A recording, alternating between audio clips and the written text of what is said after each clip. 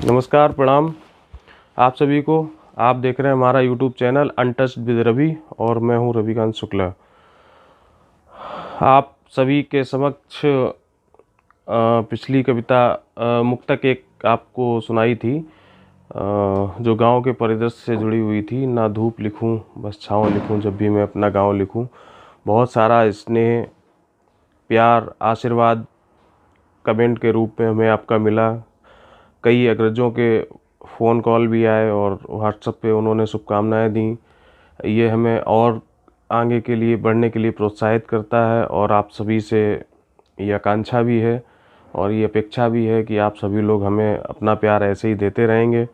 और व्यूज़ भी उस पे अच्छे आए हैं। और पिछली बार मैंने डॉक्टर श्यामा प्रसाद मुखर्जी जी की कहानी को लेके एक नकारात्मक वाक्य कहा था कि आप लोगों ने उसे ज़्यादा प्यार नहीं दिया था, लेकिन इस मुक्तक को आप लोगों ने जो स्नेह दिया है तो लगता है कि शायद मैंने त्रुटिवश वो वाक्य बोला था, जिसके लिए मैं क्षमा प्रार्थी हूँ। और आज मैं पुनः आप लोगों के बीच अपनी एक रचना लेकर उपस्थित हुआ हूँ। चूँकि कोविड-19 की महामारी से हम सभी लोग जूझते रहे हैं और मैं और मेरा परिवार व्यक्तिगत रूप से इस बीमारी का शिकार भी हुआ था। और उन्हीं दिनों में कुछ पंक्तियाँ मैंने लिखी थी, वो आप लोगों के समक्ष में आज फिर लेकर उपस्थित हुआ हूँ। और आशा है आपको पसंद आएगी, अच्छी लगेगी और आप लोग अपना आशीर्वाद इसने कमेंट में ज़रूर दीजिएगा। और अब पंक्तियों की ओर आपको ले चलते हैं और आप आनंद लीजिए पंक्तियों का। एक समय था जब जगह जगह फैली एक बीमारी थी।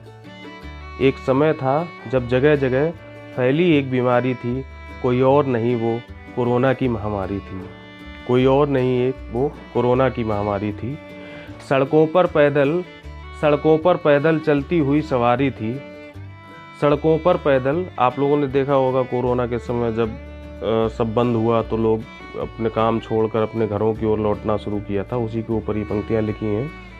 सड़कों पर पैदल चलती हुई सवारी थी, ये ना उनकी स्वेच्छा थी, बस उस पल की लाचारी थी। उस पल की लाचारी थी, कोई और नहीं, बस वो कोरोना की महामारी थी।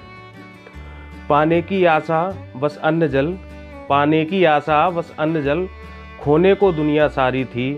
कोई और नहीं, बस वो कोरोना की महामारी थी। कोई और नहीं, वो कोरोना की महामारी थी।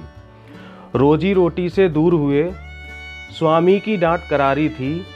रोजी रोटी से दूर हुए यानी हमारी नौकरी भी गई, और स्वामी का तात्पर्य यहाँ पे मकान मालिक से है। मतलब मेरे मकान, जो लोग किराए पे बाहर रहते थे, किराया देने में सक्षम नहीं थे, तो मकान मालिक उनको डांटता था, फटकारता था या जो भी। तो कुछ हमारे मिलने वालों के साथ भी ऐसे वाक़ये हुए, और जो हमारी ओर से संभव हो सकता था वो मैंने उनको प्रयास भी किया, उनकी मदद भी की। आगे सुनिए। रोजी रोटी से दूर हुए, स्वामी की डांट करारी थी। अब कैसे परिवार पले, बस यही मुसीबत भारी थी। अब कैसे परिवार पले, बस यही मुसीबत भारी थी। कोई और नहीं, वो कोरोना की महामारी थी।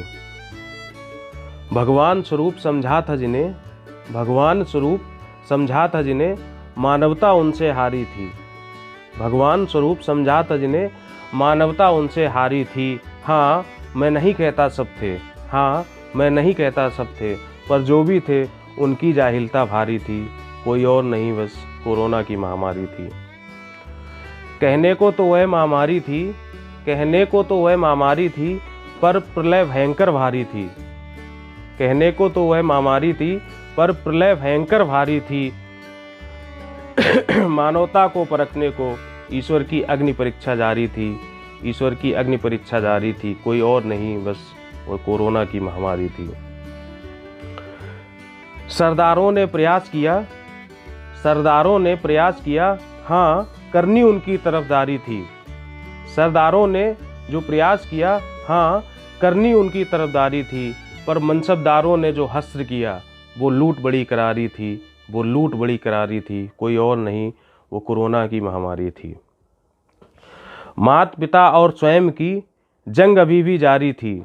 माता पिता और स्वयं की जंग अभी भी जारी थी, कोई और नहीं वो कोरोना की महामारी थी, कोई और नहीं वो कोरोना की महामारी थी। सुबह शाम बस धुंध हटाना जारी थी, सुबह शाम बस धुंध हटाना जारी थी। उस दिनों में बस ये लग रहा था कि बस किसी तरह से इस मुसीबत से, इस संकट से कैसे भी हम लोग निकल पाएँ।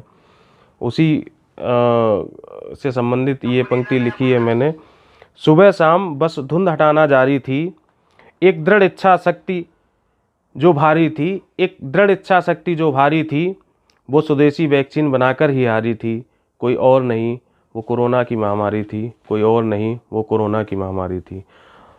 बस ये मुक्तक मैंने यहीं तक लिखी है और बहुत बहुत धन्यवाद आप सभी को। और आप लोगों से एक विशेष आग्रह है, अगर आप हमारे चैनल पर नए हैं तो नीचे चैनल सब्सक्राइब का बटन है, इस चैनल को सब्सक्राइब करें और बेल आइकन को अवश्य दबाएं, जिससे आपको हमारी भविष्य में आने वाली कविताएं, कहानियां या जो भी विषय पे हम आपके सामने अपना वक्तव्य रखेंगे वो आपको अपडेट मिल सके, उसकी नोटिफिकेशन आपको प्राप्त हो सके। बहुत बहुत धन्यवाद। प्रणाम आप सभी को। आभार। प्रणाम।